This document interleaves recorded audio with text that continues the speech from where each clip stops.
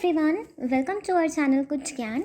तो आज के वीडियो में गाइस हम लोग पढ़ने वाले हैं आरबीआई के बारे में। हम आरबीआई की आज बेसिक चीज़ें देखेंगे जो हर पर्सन को इंडिया में पता होना चाहिए कि आरबीआई बना कैसे था। ठीक है, आरबीआई की हिस्ट्री क्या है बेसिकली हम वो देखेंगे। उसके बाद हम देखेंगे कि आरबीआई के लोकल बोर्ड्स में कौन कौन आता है, और मतलब लोकल बोर्ड क्या होता है बेसिकली आरबीआई का, और आरबीआई की कॉम्पोजिशन मतलब उसकी मैनेजमेंट में कौन कौन आता है, गवर्नर, डिप्यूटी गवर्नर। तो हम लोग इसके बारे में आज देखने वाले हैं। अब पहले हम लोग ना आरबीआई की थोड़ी सी हिस्ट्री देख लेते हैं कि आरबीआई कैसे बना। तो जी बात है इंडिपेंडेंस से पहले की, राइट, कि जब हमारी हुआ करती थी ब्रिटिश गवर्नमेंट, और ब्रिटिश गवर्नमेंट हमारे देश को चला रही थी। तो ये बात है 1947 से पहले की। तो ब्रिटिश गवर्नमेंट हुआ करती थी, और ब्रिटिश गवर्नमेंट ही जो है देश को चलाया करती थी। वो देश को तो चला ही रही है, पर देश को चलाने के साथ साथ वो क्या किया करती थी, जो करेंसी का सर्कुलेशन है और जो करेंसी बन रही है, नोटों का बनना और नोटों का देश में सर्कुलेट होना, वो सारा काम भी गवर्नमेंट ही देखा करती थी इंडिपेंडेंस से पहले। जब आरबीआई बना उससे पहले, ठीक है, तो ब्रिटिश गवर्नमेंट थी तो वही देखा करती थी। तो उस टाइम पे इशू ये हो रहा था कि गवर्नमेंट ही देश को भी संभाल रही है, साथ साथ गवर्नमेंट जो है करेंसी का भी काम देख रही है। तो ये एक बहुत डिफ़िकल्ट सिचुएशन हो गई थी उस टाइम पे गवर्नमेंट के लिए, दोनों चीज़ें बैलेंस आउट करना, कि देश को भी चलाना, साथ साथ करेंसी भी इशू करना, करेंसी सर्कुलेट करना। तो ये सारा काम मिक्सअप होता गया, तो देश को चलाने में भी दिक्कत आ रही थी, मतलब मिसमैनेजमेंट हो रहा था यहाँ पे। तो उस टाइम पे 1926 में एक थी Hilton young commission, right, Hilton commission थी एक, मैं यहाँ पे लिख भी देती हूँ। एक थी हमारी Hilton commission, Hilton young commission. उस हिल्टन यंग कमीशन ने क्या किया, उसने रिकमेंड किया ब्रिटिश गवर्नमेंट को कि आप एक सेंट्रल बैंक फॉर्म करो इंडिया के लिए। ठीक है, उसने प्रपोज किया था formation of central bank for India, ताकि वो क्या कर सके, वो जो करेंसी का फंक्शन है और जो देश को चलाने का फंक्शन है, उन दोनों को जो है अलग कर सके, कि करेंसी का काम तो सेंट्रल बैंक देखेगी और जो देश को चलाने का काम है वो गवर्नमेंट देखेगी। बट उस टाइम पे जब 1926 में ये चीज़ रिकमेंड की गई, तो गवर्नमेंट ने इस चीज़ को कर दिया रिजेक्ट। जो प्रपोज़ल आया था उस प्रपोज़ल को कर दिया गया रिजेक्ट। ठीक है, उस प्रपोज़ल को कर दिया गया रिजेक्ट। फिर उसके बाद ये प्रपोज़ल जो है रिजेक्ट हुआ था 1927 में। तो 1926 में हिल्टन यंग कमीशन ने रिकमेंड किया था कि आप एक सेंट्रल बैंक फॉर्म करो, ताकि आप करेंसी के फंक्शन को अलग कर सको गवर्नमेंट के फंक्शन से, और आप बैंकिंग को प्रमोट कर पाओ, आप बैंकिंग को जो है प्रमोट कर सको इंडिया में। ये रिकमेंड किया गया था, बट उस टाइम पे 1927 में इस चीज़ को जो है, इस प्रपोज़ल को रिजेक्ट कर दिया गया था। ये जो बिल प्रपोज किया गया था वो रिजेक्ट कर दिया था गवर्नमेंट में। फिर 1933 में वाइट पेपर के through, white paper basically economic reforms के लिए होते हैं, जैसे कि एलपीजी, तो वाइट पेपर के थ्रू, वाइट पेपर रिफॉर्म्स के थ्रू फिर से प्रपोज किया गया कि एक सेंट्रल बैंक जो है वो फॉर्म होना चाहिए। वाइट पेपर के थ्रू प्रपोज किया गया आरबीआई का फॉर्मेशन, सेंट्रल बैंक का फॉर्मेशन। ठीक है, सेंट्रल बैंक का फॉर्मेशन प्रपोज किया गया 1933 में। वही रीज़न ये कि गवर्नमेंट के फंक्शन को और करेंसी के फंक्शन को दोनों को सेपरेट किया जा सके।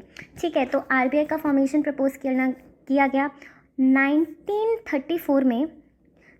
ये प्रपोज़ल जो है कि ये आप बैंक फॉर्म कर सकते हो, इसे एक्सेप्ट कर लिया गया और प्रेसिडेंट की एसेंट मिल गई, प्रेसिडेंट की परमिशन मिल गई। आपको पता हो तो जब भी कोई एक्ट पास होता है तो वो एक्ट हमारी पार्लियामेंट से पास होता है, लोकसभा राज्यसभा से, फिर उसके बाद उसे हम प्रेसिडेंट की एसेंट लेके, प्रेसिडेंट की साइन करवा के उसे इफेक्ट में लाते हैं। तो मेन जो है वो प्रेसिडेंट का कन्फर्मेशन रहता है कि जब तक प्रेसिडेंट साइन नहीं करेगा वो लॉ एप्लीकेबल नहीं होगा।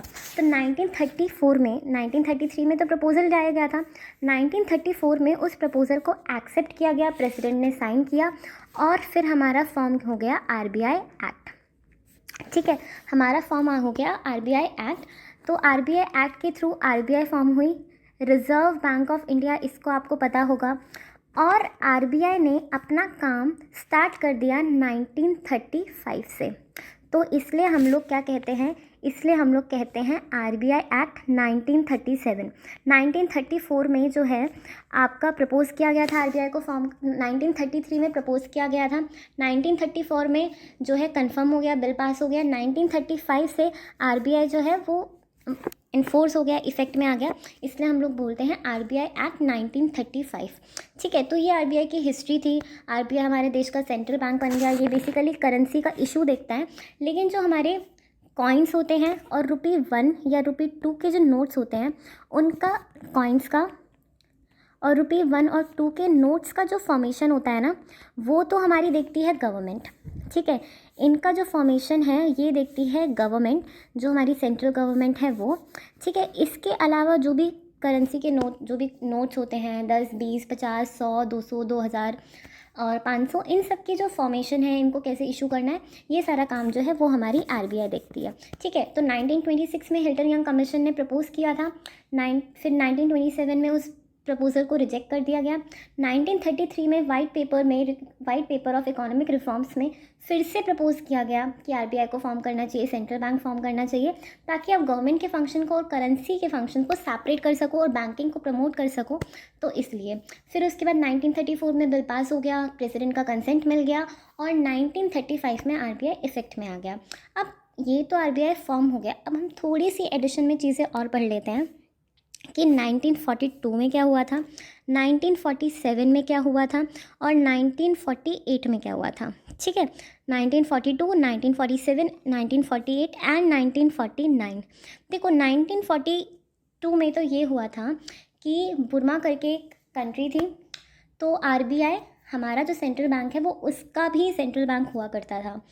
तो आरबीआई ने 1942 में बर्मा को करेंसी इशू करना बंद कर दिया। बर्मा के लिए वो करेंसी इशू उसने करना बंद कर दिया। ठीक है, 1942 में करेंसी इशू करना बंद कर दिया।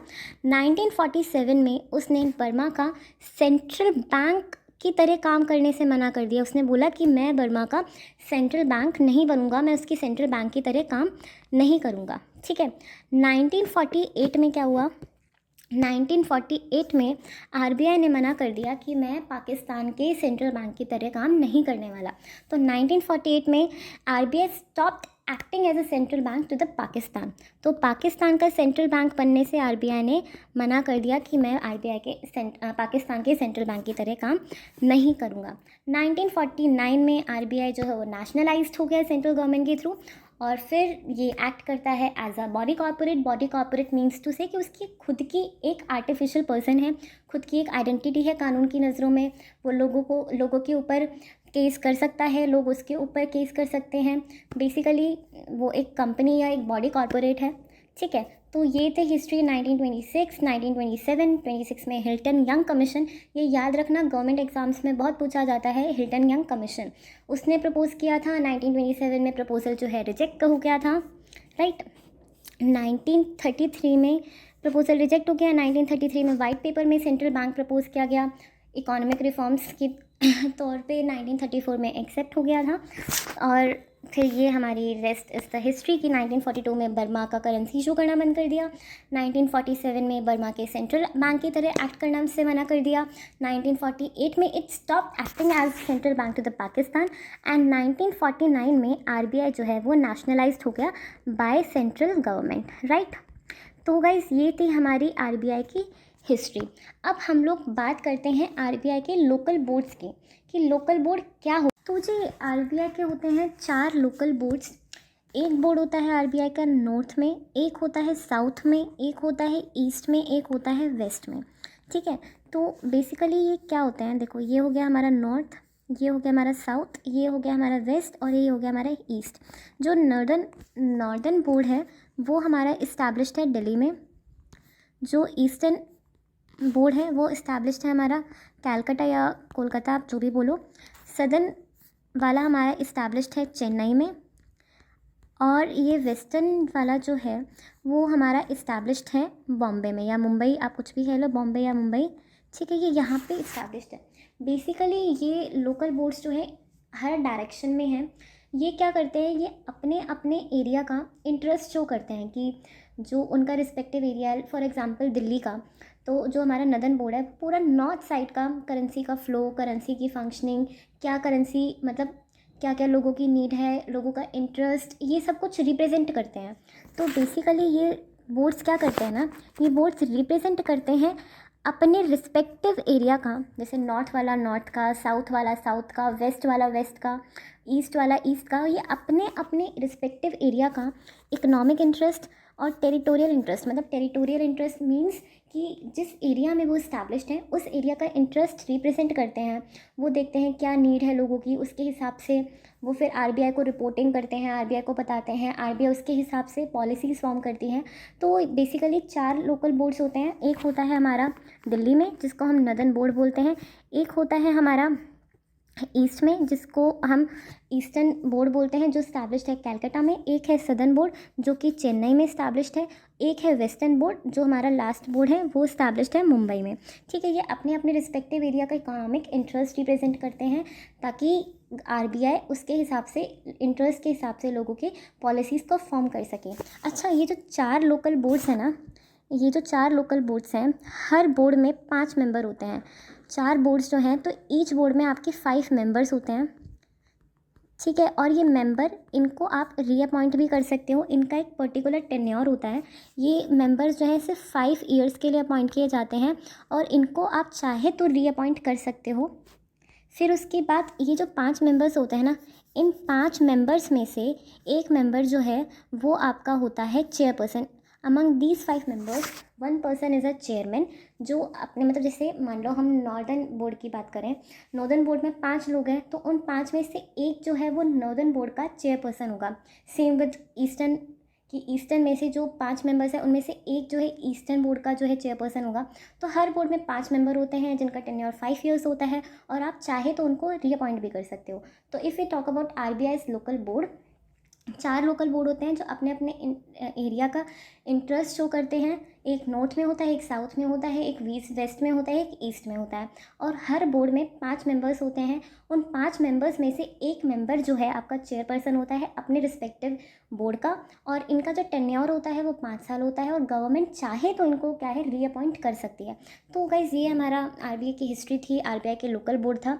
अब हम आते हैं आरबीआई की मैनेजमेंट पे कि आरबीआई की मैनेजमेंट में कौन कौन आता है, राइट। अगर हम लोग आरबीआई की स्ट्रक्चर की या फिर आरबीआई की मैनेजमेंट की बात करें ना, तो आरबीआई की होती है हमारी सेंट्रल बोर्ड ऑफ डायरेक्टर्स।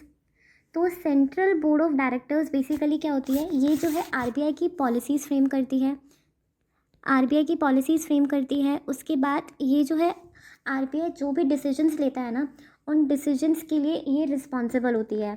तो आरबीआई की कैसे काम कर रही है, आरबीआई में क्या क्या डिसीजंस होंगे, आरबीआई क्या क्या पॉलिसीज़ फॉर्म करेगी, ये सारा काम जो है वो सेंट्रल बोर्ड ऑफ डायरेक्टर्स देखती है। और in central board of directors के मेंबर को अपॉइंट करती है हमारी सेंट्रल गवर्नमेंट।